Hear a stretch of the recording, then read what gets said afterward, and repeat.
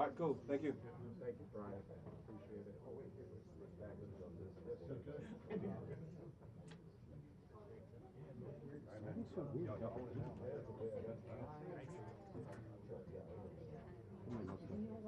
Somebody must have got in here. It shouldn't have been in here. 2026, right?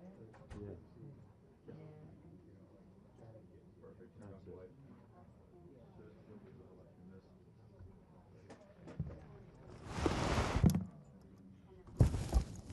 Didn't say any bad words.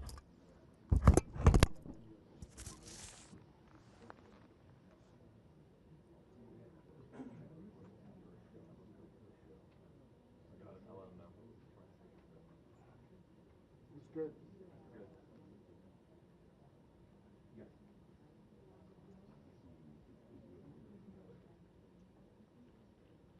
Okay, sounds good. I'm not moving. Light will be off, so all my things are in charge. I'll go get everything. Alright, yeah, so it's the rest of it. So, What's that? once the Pentagon's over, he's coming back over here. You're reporting to him. Just have to have the. Same IFB. Yep. And just to confirm, so I'm sure you said it, but it's the same live view as the sunrise. Go do what? I love it. I'm so glad you're part of Thank you. the Pentagon Yes, sir. Yeah, I'm not worried.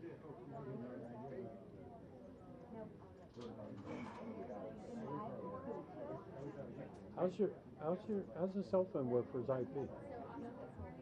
I got the light detected with the Wi-Fi password. Oh, so you use your Wi-Fi? Yeah.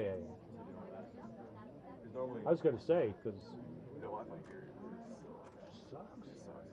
Yeah, it's no good. It's awful. Where's the transmitter? Like on the other side of the building? It has to be. So it's concrete, I guess. And the hard out of the waves come out. But anyway, yeah, I was having trouble connecting to it, but if I turn off like my cell, my Wi-Fi. Oh, your Wi-Fi? For my light. Yeah. For your Wi-Fi. Yep. So I figured that one out. It's all the other camera guys come here that have issues. So. Yeah, I suspect they do if they don't tie into the.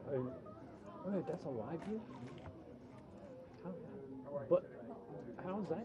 Is that working all right? I guess it. I got connected to Wi-Fi, and it's just like that's the best footage they've seen the past few months. So You guys don't have lines here. Who are you with? I'm with Real America's Voice for my last day, and then I'm going to OAN. And then what? Then OAN. Oh. Yeah, so Are you like around. did OAN and Real America's Voice are We foam off their tent in the White House. okay? And that's what kind of. How do you, is it a good company? Voice is just a little too non-corporate. I kind of like that corporate, like more professionalism. I gotcha. They have good benefits. They treat you all right. I'm still on my parents' benefits. I know. Oh, so you're pretty young. Yeah. Hey, stay on Arizona Law School. Both companies have good benefits. It's just one's pay more. So Yeah. yeah, it'll be the same amount of work. So It's tough when you get started. I remember those days. I used to, again, as I said, But you're staffed though, right? so that was really tough. That's what I did in Alabama now. So Oh. good to be salaried. I mean, it's a mindset. It's mindset. It really is. It's so like when I got laid off my job, I didn't have a choice. Back then in the late '80s, there was nobody hiring. Like the networks weren't hiring. They hired freelance. It was big freelance for till then until like I don't know, not that long ago. There was no, freelance was the only way to go. They didn't hire anybody for 20 years. Because that's what it is. The trucks hire you. That's the thing you got. Because I still, again, I talk to older people too. Whenever I was working trucks as a runner, they'll tell stories about how trucks are, unions, and everything. So Yeah, it lightened up as the '90s went. It lightened up. The unions weren't quite so strong, and networks they still didn't hire. It's just it's like because of companies like yours and these guys, all these people like this. You have one audience. It's not like it grows. The audience doesn't grow. It just spreads out. And for you and I, that's not always a great thing because it cuts down on money. it opens up the opportunities, but if you can't make a living, it fucking doesn't matter. That's what a lot of older guys are talking about. Wherever it's like students are taking sports jobs and everything, because it's spread out. I mean, sports is probably the only thing now. Sports probably is now the only thing that's like, freelancing is pretty consistent, especially if you're inside, because you're traveling and it's like. No good in taxis and herds. There's a lot of negatives in it. If you want kids, you want a family, you want a life. Weekends. Yeah, That's a lot of the struggles to do. A lot of people are like, I have all this money, I still have anyone to spend it on or anything. Like, God, I hear that, you're just like, good Lord. I mean, you're giving up a lot. And for some guys, they have no interest in being married. They love the life. I mean, for a while, I did it. I did it for When you're younger. 2 years. Yeah, it's a great job when you're young. It's hard to get when you're young. Yeah. But if you do get it, You do get it good, but everybody I knew in sports, and I worked for ABC Sports, NBC Sports, CBS Sports. Everybody I knew. That's where my glory comes in. It's like, Yeah, everybody I knew has been married twice. And if they were married again, their wife went with them on the road trip. Like there was no. Yeah, because you have to, because you can't. And they were like 50% of them were alcoholics. 57. The other 25% are recovering alcoholics. It's a lonely life. It was a great gig. You went to great places like in Pebble Beach. And the best food. They treated you perfect. But there's a price to pay.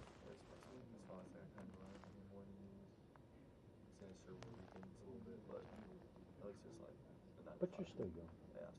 I mean, you're going to do it. You do it then. And then you decide what you want for the rest of your life. If you like it, then, not everybody's made to be a homeowner. I'm not 30s yet. Oh, you're 30? No, I'm 24. Oh, so you're 25, yeah. Yeah, now's the time to try and get in sports. I was like, I already been in sports. Oh. Yeah, I don't even need that. So I already have my time. But, you can always go back. I know someone who did TV and then he went back into sports. He's in his 30s, so. Yeah. But to work at Survivor or like something like that would be fun. I mean, that would be fun. That would be nice. But again, I think that's something you'd like do once and you'd say, oh, that's really cool. But then you don't want to do it. Yeah. So I was gone and I was like in Panama for like a whole month. Yeah. Like, that's what, not but that's what like the Survivor camera would be like. Yeah, no, that's what it is. I'm not gonna do that. Yeah. Opportunities, just I'm trying to figure out my life too. Yeah, then there's that. Yeah. What actually do I want in my life? But for now, it's like, no, I'm just gonna Quiet wrestles over the crowd. So right now, it's just let me get all the dad lore of like, oh yeah, I worked at the Pentagon. Yeah, I worked at the White House. I was there. For 250th birthday. Oh, yeah.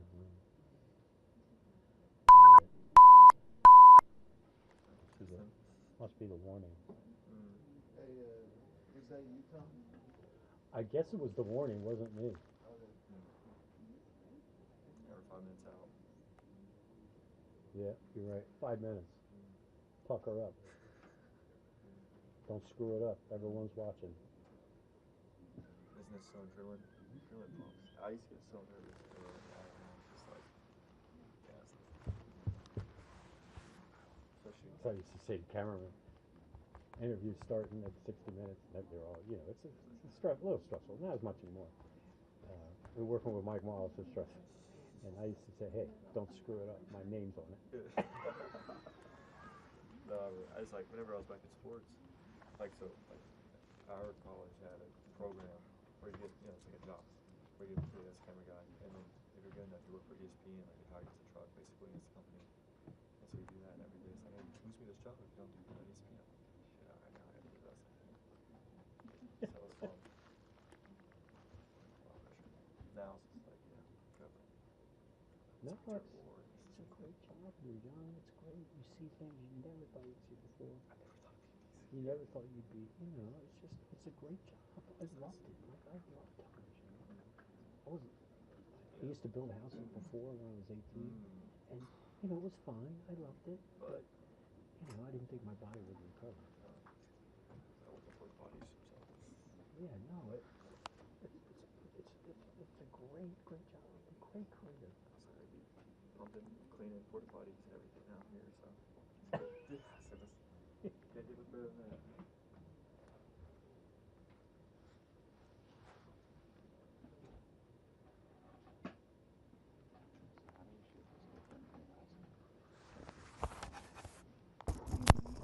Boom, boom.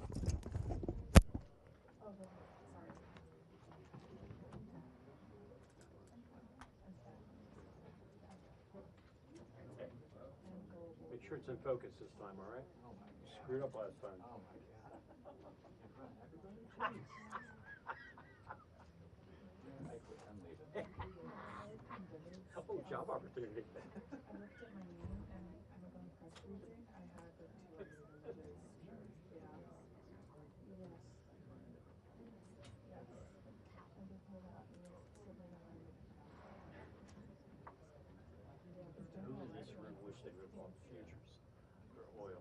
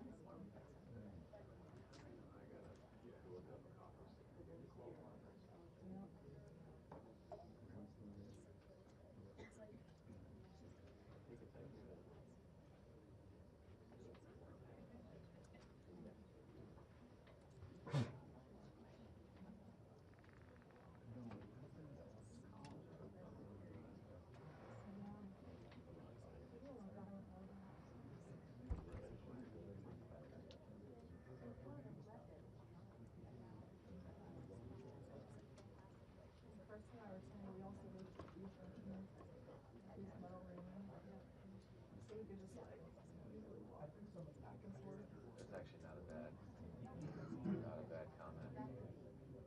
Talk to the Caine. So we're not cutting through.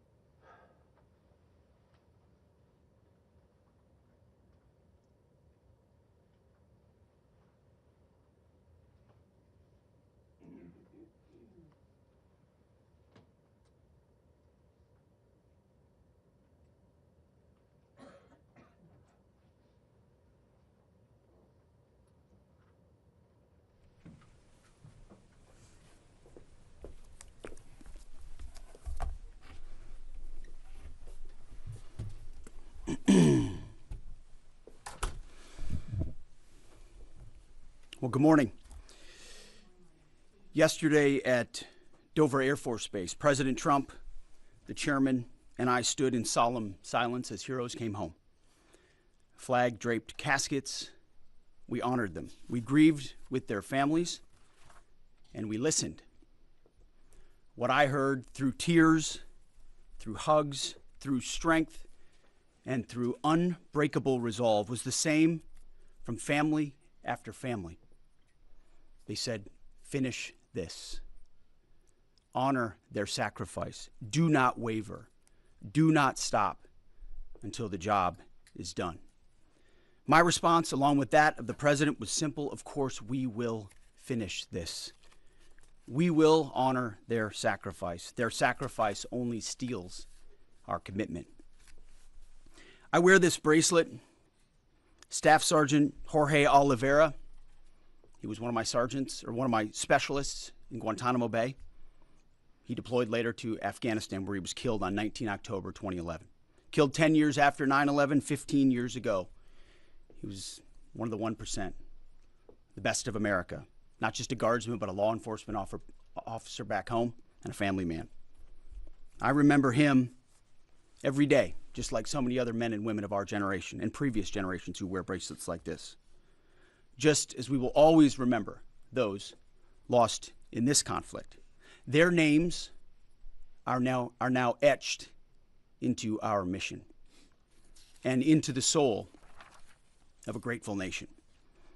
I stand here today speaking to you, the American people, not through filters, not through reporters, not through cable news spin.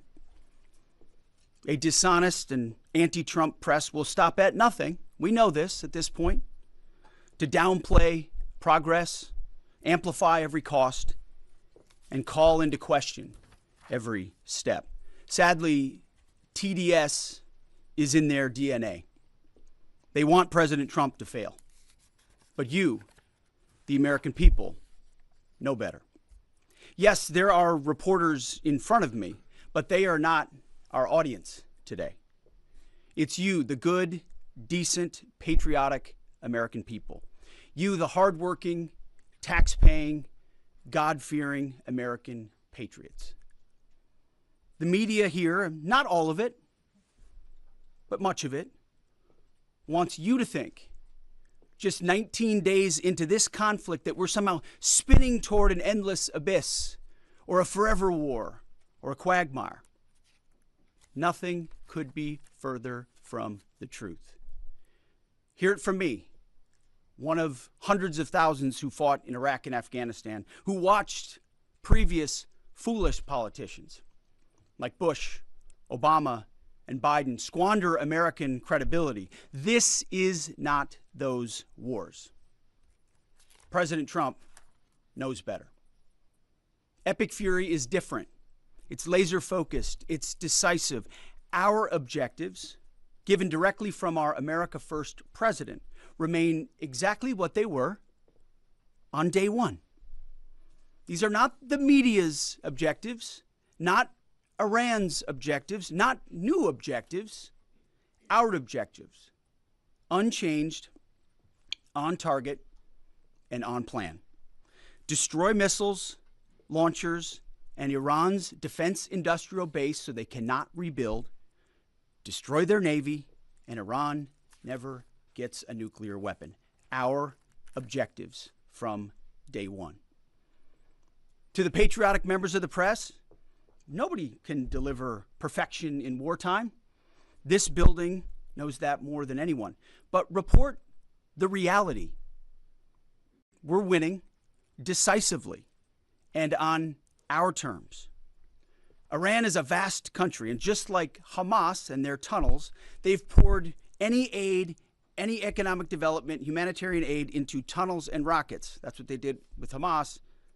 Iran has funneled decades of state resources, not to their people, but into missiles and drones and proxies and buried facilities. But we are hunting them down methodically, ruthlessly, and overwhelmingly, like no other military in the world can do. And the results speak for themselves.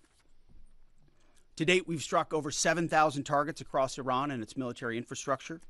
That is not incremental. That is overwhelming force applied with precision. And again, today will be the largest strike package yet, just like yesterday was. As I've said from day one, our capabilities continue to build. Iran's continue to degrade. We're hunting and striking death and destruction from above. Iran's air defenses flattened. Iran's defense industrial base, the factories, the production lines that feed their missile and drone programs, being overwhelmingly destroyed. We've hit hundreds of their defense industrial bases directly. Their ability to manufacture new ballistic missiles has probably taken the hardest hit of all. Ballistic missile attacks against our forces, down 90% since the start of the conflict. Same with one-way attack UAVs. Think kamikaze drones, down 90%. Now, the Iranians will still shoot, we know that, but they would shoot a lot more if they could, but they can't. The last job anyone in the world wants right now? Senior leader for the IRGC or Besiege. Temp jobs, all of them. And to borrow a page from Admiral Ernest King in World War II, we've decided to share the ocean with Iran. We've given them the bottom half. We've damaged or sunk over 120 of their Navy ships, with battle damage assessments pending for many more. You see, oftentimes we have to wait a few days on battle damage assessment to get the real number.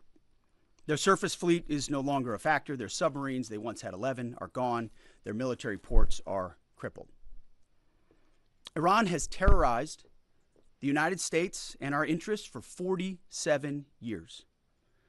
Their core industries, not steel or agriculture or tourism, their core industries are state-sponsored terrorism, proxy militias, underground networks, ballistic missiles, and a violent, messianic, Islamist ideology chasing some sort of apocalyptic endgame.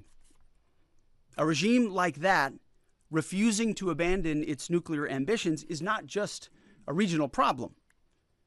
It's a direct threat to America, to freedom, and to civilization. The world, the Middle East, our ungrateful allies in Europe, even segments of our own press should be saying one thing to President Trump. Thank you. Thank you for the courage to stop this terror state from holding the world hostage with missiles while building or attempting to build a nuclear bomb. Thank you for doing the work of the free world. Yesterday's ceremony reminded us why we fight. Not for nation building or democracy promotion, but to crush direct threats to America, Americans, and our interests.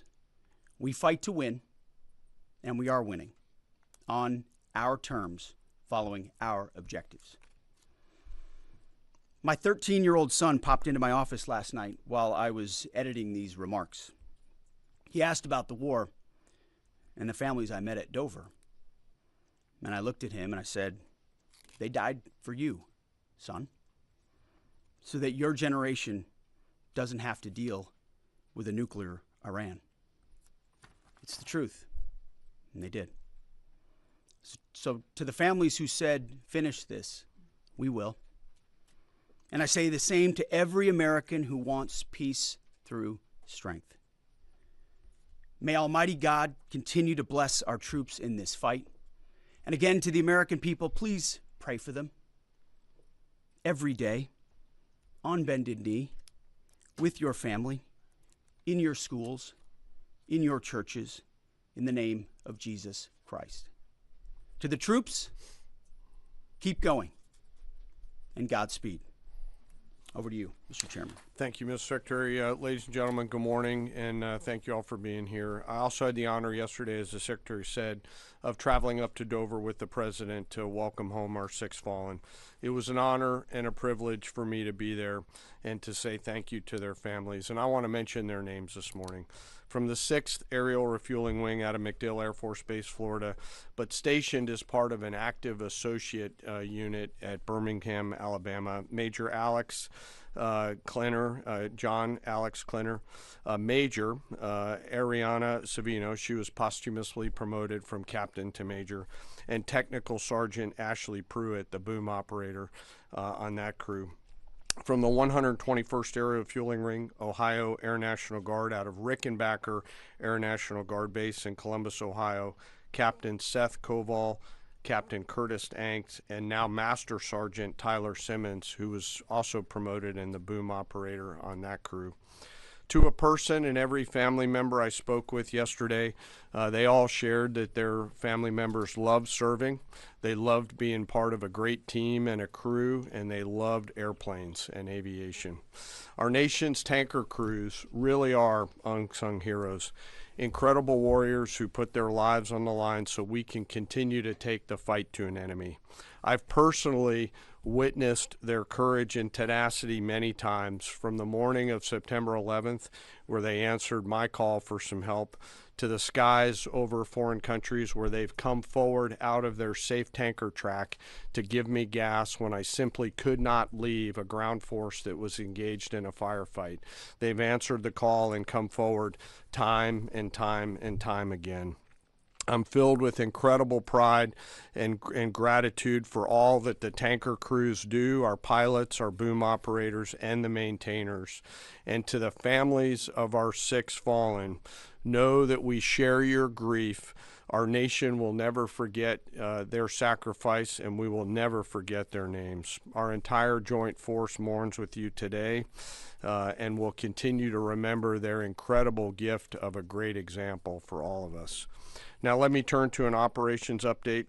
U.S. CENTCOM remains on plan to achieve our military objectives and remain unrelenting in our pursuit of Iranian missile capabilities, UAV capabilities, and their Navy, and as the Secretary said, their industrial base.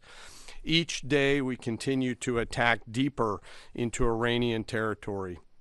As reported by U.S. Central Command yesterday, the U.S. military dropped 5,000-pound penetrator weapons into underground storage facilities, storing coastal defense cruise missiles and other support equipment.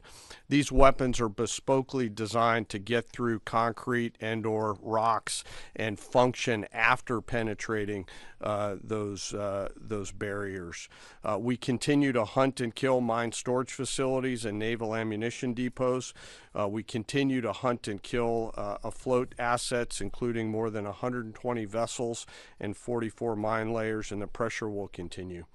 We're flying further to the east now and penetrating deeper into Iranian airspace to hunt and kill one-way attack garrisons, destroying Iran's ability to project power outside of its borders.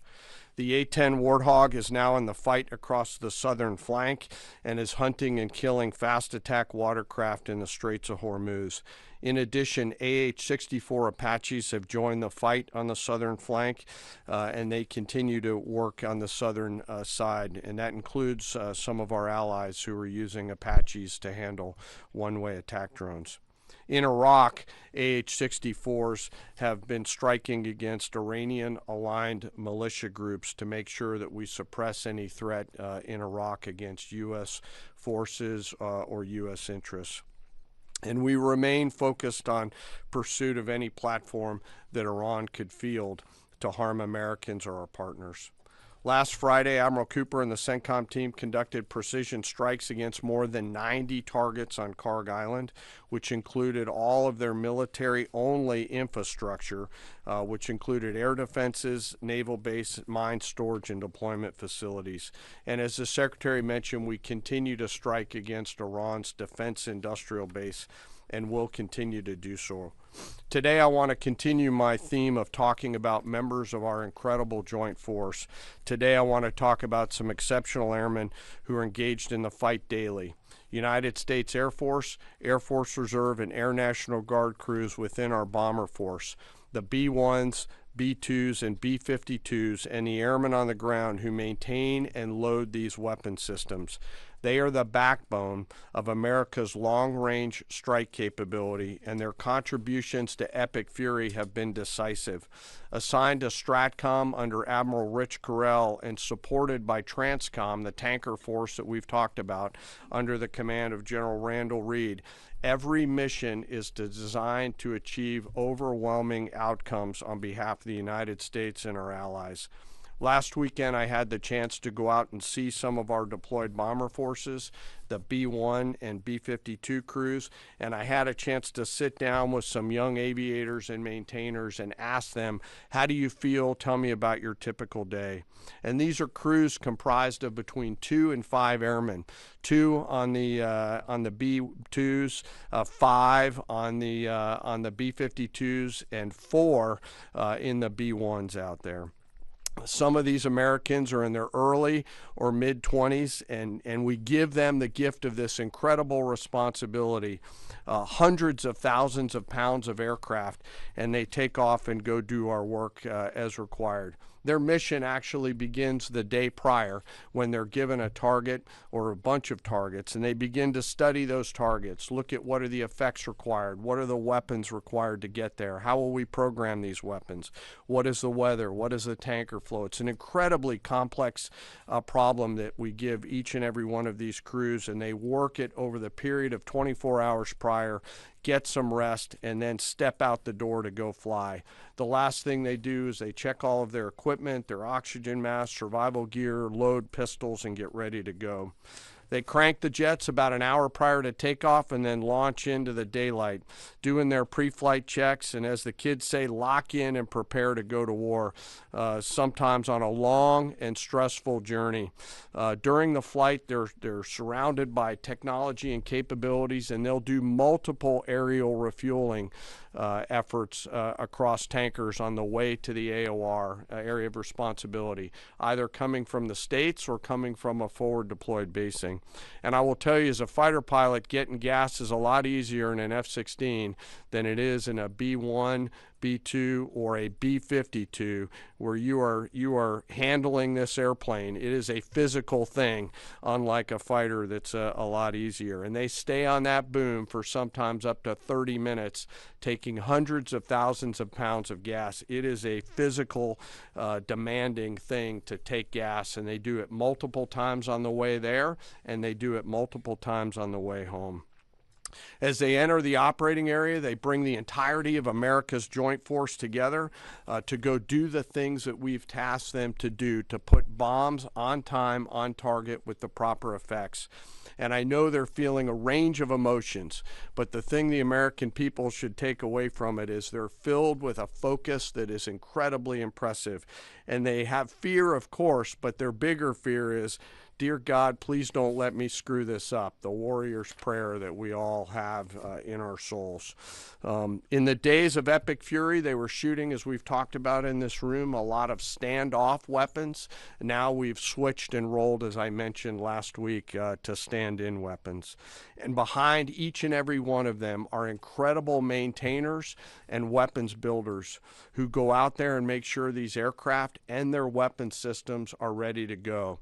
These airplanes are so big that they're not in hangars. They're out in the cold, out in the snow, out in the rain. The bombs are being built outside for protection and to make sure that it's safe, and they do it 24/7, 365. It's not comfortable work, but when you go spend just a minute with these incredibly young Americans who are so motivated, you cannot come away from that exchange not being hopeful for America's future. It is simply awesome.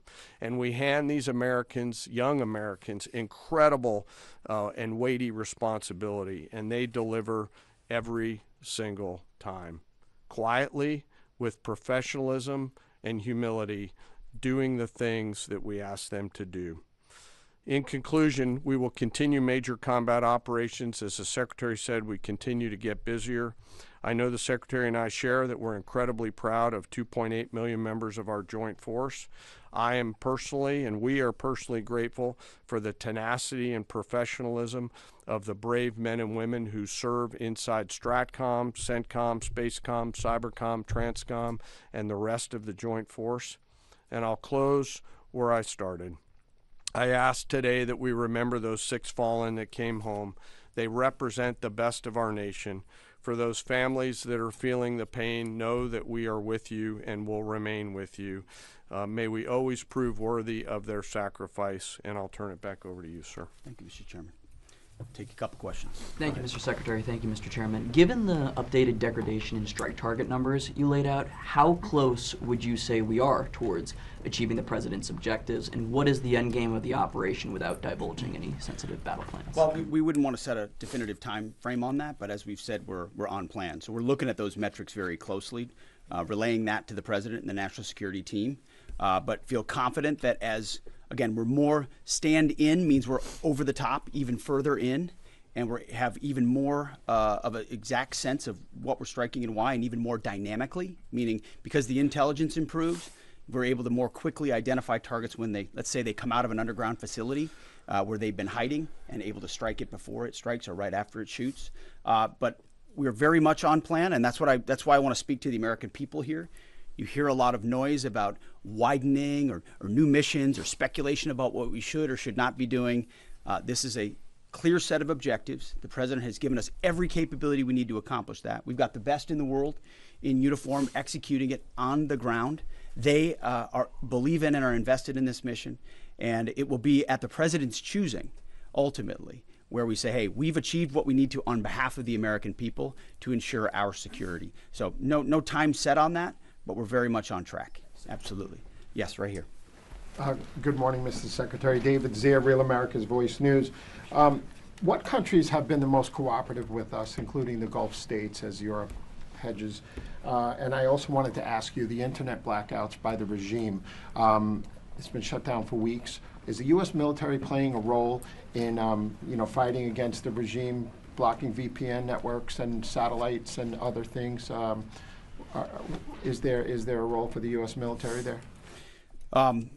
Obviously, on the allies and partners side, Israel from day one has been an incredible and capable partner, willing and able. There's nothing like capabilities and partners that are able to use them. The Gulf states have stepped up incredibly. In fact, Iran's sort of reckless attempt to strike civilian infrastructure and other things has brought countries who maybe would have not been as all in as they are today squarely into our orbit. And we're proud to be defending with them, standing with them, you name it. UAE, Qatar, Bahrain, Kuwait, Saudi Arabia, and others who have been right there. And we're grateful for that kind of support. As far as the internet, we're watching the regime try to tighten its grip as much as possible. And we're obviously taking countermeasures, many of which we can't talk about here, to ensure that messaging is delivered, not just to the Iranian people writ large, but to the right audiences, certain audiences that need to hear certain things about what their fate might look like or what their choices are. So even though that regime is trying really hard to ensure the world can't see, right? They want to put out fake AI-generated images, which, by the way, sometimes our press happens to fall for, like the Abraham Lincoln on fire and turning around. These AI-generated images are meant to make it look like something's happening when the exact opposite is. So they make up fake reports and fake images to lie to their own people to try to make it. But even then, their own people can barely receive a lot of those messages and communicate because of the blackout that they've imposed upon them. But we work around that for sure. Thank you, Mr. Secretary. General, overnight, Iran launched missiles across the Gulf. They managed to hit the Saudi oil refinery on the Red Sea. What does it mean that they have that capability now, 3 weeks into the war? And Mr. Secretary, you mentioned civilian infrastructure. Iran seems to be treating U.S. diplomatic outposts, embassies, consulates like they are legitimate hard targets in the region now. What is the Pentagon doing to, I guess, secure those assets, stop those attacks? Absolutely. Thanks for the question on the missile strikes. You know, as we said and have always said clearly, they came into this fight with a lot of weapons. This is why we continue to be as aggressive and assertive as we can against their ballistic missile capability, both their medium-range ballistic missile capability and their short-range missile capabilities. So we are continuing to hunt and find them and kill them, and we will continue to do so. So they still retain some capability. And we have layered defenses throughout the region that will allow us to protect those. And we're working with our partners across the Gulf region to help them improve any defensive capabilities that they may need. To that point on capabilities, you know, Iran is an energy-rich country, could be, should be. Instead, like so many other places driven by a radical ideology, they've spent that money instead of investing in their people. And that's why you had millions of Iranians protesting. It's because they felt like their quality of life didn't match what it could be or should be. And what was the Iranian state? There's a reason we call Iran the #1 state sponsor of terrorism, because they took the money they make and they invest it in tunnels, and they invested in missiles, and they invested in launchers and UAVs, and we are destroying and degrading that in historic proportions. But it doesn't mean they won't still have some and try to hold people at issue, which is why we're fighting every single day to continue to compel. And you mentioned embassies and consulates. Unlike previous administrations, we are doubling and tripling down on ensuring that our people, regardless of their Department of War, Department of State, whatever they do, are secure in those facilities. And the best defense is a good offense.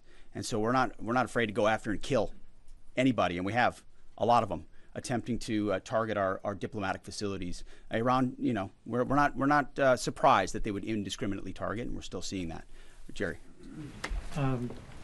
As part of the justification for the war against Iran, the White House has laid out in fairly comprehensive fashion that the Iranian regime's 47 years of terrorism aimed at the U.S., including pointing to the IRGC's provision of weapons and EFPs to help kill Americans in Iraq. The Pentagon in 2019 assessed Iran was responsible for the deaths of at least 603 service members in Iraq, but there hasn't been a similar accounting, public accounting by Iran's role helping the Taliban in Afghanistan. And that also hasn't been part of the White House's public argument. I was wondering if you could speak to Iran's role in helping the Taliban during the war in Afghanistan. And Chairman, as you and the Secretary eloquently spoke about, 13 U.S. service members have been killed so far during Operation Epic Fury. I was wondering what lessons have been learned from those deaths, both from Iranian strikes, from an aircraft refueling accident. How are those lessons being applied to the current conflict, and how are those lessons going to be applied to a potential conflict in Indo-PACOM? Thank you. Well, thank you for the question. And it's true. In a town that can have a very short memory, President Trump does not. He remembers what this Iranian regime was founded on, what their declaration has been from the beginning: death to America, death to Israel.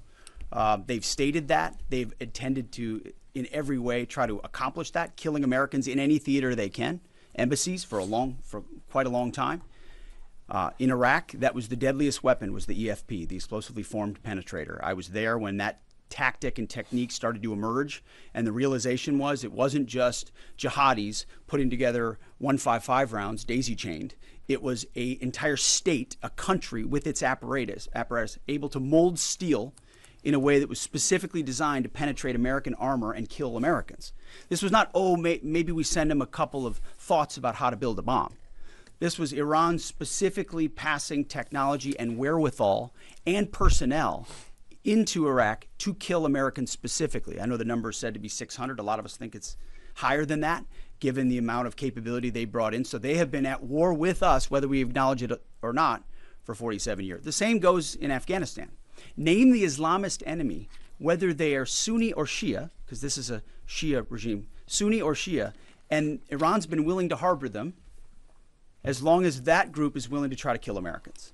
So the enemy of their enemy has been their friend as well in the Islamist world. So Iran, whether it's Iraq, whether it's Afghanistan, whether it's around the world, has been targeting Americans. And what they wanted in this context, and what President Trump would not tolerate, is a regime of that nature being closer and closer to nuclear capabilities, a capability they would have said they would want to use, and we ought to believe what our enemies say they would do if they got the most dangerous weapon in the world. So it's been across every theater that Iran's been a threat to America, and sometimes we have to remind folks of that, but thank goodness we have a commander-in-chief who, on behalf of this country, has internalized that and said, hey, we're going to do something about it. Jerry, I do want to talk about the lessons learned question because it's important to me. I won't share particular tactical lessons, and the KC-135 incident is under investigation. But I do want to talk about how I think about this and how we think about it. And this is something that I'm pretty passionate about. I believe the Joint Force has to be a very fast learning organization, early, often, and always. And so in each case, both at the strategic, operational, and tactical level, we've charged the Joint Force to look at themselves and say, what was our plan? Well, first, did we have a plan, yes or no? The answer is always yes, because we plan for literally everything. Did we execute our plan, yes or no? If we did it work? If not, why not? If we didn't execute our plan but did something better, what's the lesson learned associated with that? And then how do we quickly capture those lessons after every loss or every engagement and quickly adopt those lessons and then share them across the entirety of the Joint Force? And inside the Joint Staff, we've tasked our J7 Directorate under the lead of Lieutenant General Lazewski, a United States Marine, to be extremely entrepreneurial in harvesting and capturing those lessons in a proactive and not reactive way. In fact, we've got teammates from the J7 who are now spread out across the CENTCOM theater, both here in the States and forward, to ensure that in every opportunity we do not miss a chance to grab that lesson and quickly accelerate it into the practice that we adopt inside the Joint Force, so that if there's a loss or if there's something that we can learn from, that we learn it not only in the CENTCOM AOR, but we adapt it across all of the combatant commands, not just Indo-PACOM. And it's across all of the warfighting functions. I've asked them to look rigorously, to check our egos at the door, to remember this is about what's right, not who's right, and to be clinical around the way we look at lessons learned, because we owe it to the force to do that. Thanks for that question. Absolutely. Brown jacket at the back. Thank you, Mr. Secretary. Jonathan Dreyer with Geopolitics. As you said, at the end of this war, Iran will be without a missile or drone capability, a navy, or the ability to make nuclear weapons. Since the largest threat and sponsor of terror in the region will be incapacitated, are there plans to move assets and troops out of the Middle East? I guess in a perfect world, a year after the war has ended, what does the military presence in the Middle East look like compared to before the war? Well, I appreciate the question. I do think when you address a real threat head on, it creates new options on the other side, right? I think what President Trump refuses to do, which too often this town does, is just sit in the status quo. Oh, nobody can do about that. They've got too much capability. What if this happens? What if that happens? He instead says, what's in the interest of the American people? It's going to take some courage. It's going to take some capabilities. We're going to have to gather some forces there in order to do it. We're not going to tell people how many or how long or what we're willing to do or what we're not willing to do. But if you do that and do that decisively, then out the other end is a recognition that it opens the aperture of what's possible. I mean, President Trump did the same thing in creating an opportunity for the Abraham Accords. Now you've got a situation where a lot of those countries are coming alongside us, recognizing the threat of Iran. So I think our posture in the future will be based first and foremost on our own national security, power projection, the ability to defend our people and our interests. But no doubt, working alongside our partners, the president will look at what makes the most sense going forward. I appreciate that question. Yes, right here. Crime. Is that the policy of the U.S. military now? Thank you, Secretary Hegseth. Two questions for you. The Vice President has often emphasized that the goal of this war is to denuclearize Iran while also avoiding a larger quagmire. I know that you touched on this. I'd like you to expand on how do you do that? How do you denuclearize the country while also avoiding this, forever war? And then there was a report last night that the Pentagon asked the White House for $200 billion for Iran war supplemental. Can you confirm this, and can you explain why a package this large is necessary? Well, first of all, none of this would have been possible without Midnight Hammer, without that audacious mission with very clear goals that did obliterate their ability to enrich and the capabilities they have in those facilities. So it created the conditions for Iran to step forward and say, okay, you can reach out and touch us like that in our nuclear ambitions. You can see that we're still trying to do this. Let's make a deal. And President Trump put our two best folks on it, Steve and Jared, and they worked diligently, earnestly. I watched it to try to pursue that deal. And ultimately, I think the whole time Iran sort of said, well, we'll talk. As we build more missiles and as we build more UAVs and we create this conventional umbrella so that if we chose to, we could try to reconstitute the program. And sort of naively thinking that President Trump wouldn't do something about it. And that's why, as Secretary Rubio has said, and I've said, it's the conventional umbrella that was growing and growing and growing that was meant to protect that nuclear capability. So you had to address both what happened with Midnight Hammer and what happened with that as well. As far as $200 billion, I think that number could move, obviously. It takes money to kill bad guys. So we're going back to Congress and our folks there to ensure that we're properly funded for what's been done, for what we may have to do in the future, ensure that our ammunition is, everything's refilled, and not just refilled, but above and beyond. I mean, President Trump, as he said, rebuilt the military in his first term, didn't think he'd use it as dynamically in his second, but he had. So thank goodness he did that. And an investment like this is meant to say, hey, we'll replace anything that was spent. And now that we're reviving our defense industrial base and rebuilding the arsenal of freedom and cutting deals like our great deputy secretaries here is doing, long lead times on exquisite munitions, we're going to be refilled faster than anyone imagined. And I think, we're also still dealing with the environment that Joe Biden created, which was depleting those stockholds and not sending them to our own military, but to Ukraine, which is every time we reach back and look at any sort of a challenge we have, it goes back to, well, send it to Ukraine. Ultimately, we think this should be these munitions are better spent in our own interests at this point, and this kind of funding bill is going to ensure that we're properly funded going forward. We'll take one more right here. Thank you, sir. Thank you, Mr. Chairman. Jordan Conradson with the Gateway Pundit. So with the strike yesterday on South Pars gas field, if the U.S. didn't know about it or didn't approve of it, it kind of seems like a trend of Israel apparently pursuing their own objectives over U.S. objectives. I'm not sure if you agree with that, but the president has said he doesn't want to hit Iran's oil infrastructure right now. As you said, the U.S. avoided this on Park Island. Oil's nearing $120. Why are we helping Israel prosecute this war if they're going to pursue their own objectives? We hold the cards. We have objectives. Those objectives are clear. We have allies pursuing objectives as well. And the truth speaks for itself. I mean, President Trump was very clear about that. Iran has weaponized energy for decades. Israel clearly sent a warning, and POTUS has made it clear, very clear. Iran knows when you hit Karg Island and you hit military capabilities on Karg Island, which is the only thing we hit, we can hold anything at issue, anything. The United States military controls the fate of that country. Iran has the ability to make the right choices.